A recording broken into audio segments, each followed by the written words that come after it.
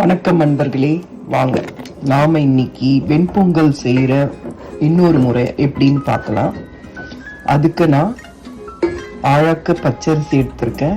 அதை நான் நல்லா இந்த மாதிரி குழைய கஞ்சி தண்ணியோடையே தான் குழைய நான் வேக வச்சு வச்சிருக்கேன். சாதம் வெடிக்கிற மாதிரி தான் வேக வச்சு வச்சிருக்கேன். சாதம் வெடிக்காம அதை நான் அப்படியே நல்லா இந்த மாதிரி குழைய வேக வச்சு வச்சிருக்கேன். தனியாக பச்சை பருப்பும் வேக வச்சு வச்சுருக்கேன்.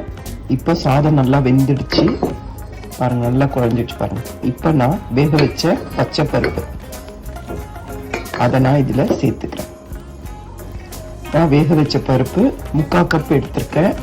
இந்த மெத்தடுக்கு அதை நான் இப்போ கலந்து விட்டுறேன். பாருங்க, வேக வச்ச பருப்பு இதை நான் இதில் மிக்ஸ் பண்ணிட்டு நல்லா நான் கலந்து விட்டுக்கிறேன்.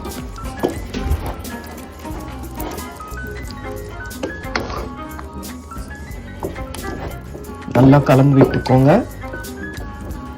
இப்போ இதுல தேவையான அளவு உப்பு சேர்த்துக்கோங்க.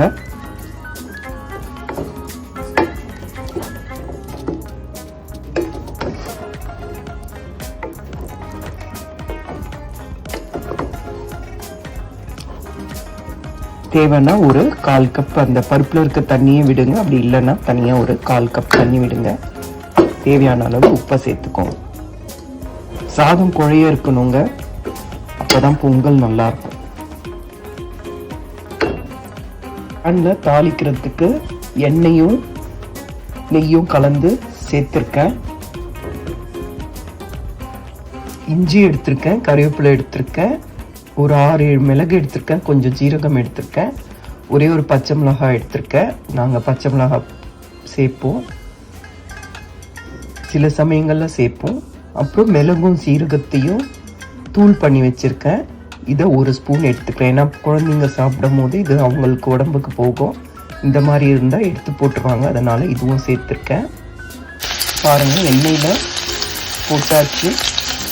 இது நல்லா மிளகும் சீரகமும் நல்லா பொரியட்டும்.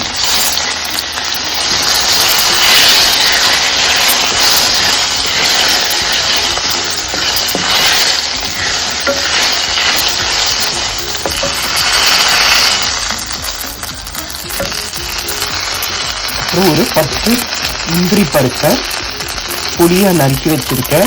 அதை இதில் சேர்த்துடலாம்.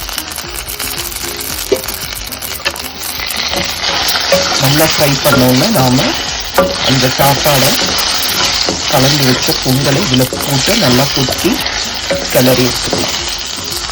கொஞ்சம் பெருங்காயத்தூளை சேர்த்துக்கோங்க.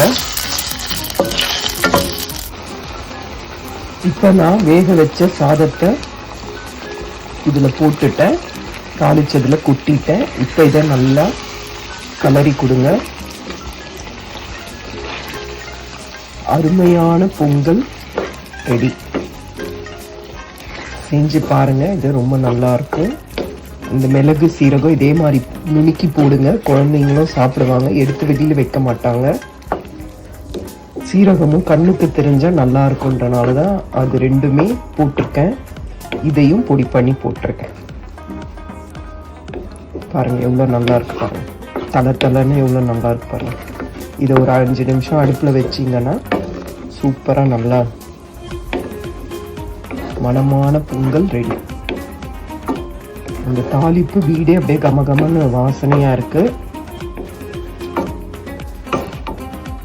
இப்போ பாருங்க, சுவையான பொங்கல் ரெடி ஆயிடுச்சு. இதை சூடாக சட்னி சாம்பார் வச்சு பரிமாறுங்க. இது சாப்பிட்றதுக்கு நல்லா இருக்கும். அதே சமயம் பொங்கல் செய்யும் போது கண்டிப்பாக இஞ்சி சேருங்க. அப்போ தான் நாம் பொங்கல் சாப்பிடும் போது நமக்கு ஒரு மாதிரி மந்தமாக இருக்கும். இஞ்சி சேர்த்திங்கன்னா நமக்கு சீக்கிரம் அது டைஜஸ்ட் ஆகிட்டு நல்லா இருக்கும். ஒரு சிலருக்கு இஞ்சி பிடிக்காது, அதனால தான் இதை சொல்கிறேன். பாருங்கள் எவ்வளோ சூப்பராக ரெடியாக இருக்குது பாருங்கள்.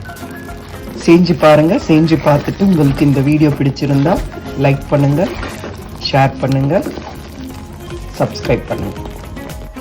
சுவையான பொங்கல் ரெடி. எல்லா வீட்லயும் செஞ்சு சாப்பிட்டுட்டு எப்படி இருக்குன்ட்டு கமெண்ட்ல சொல்லுங்க.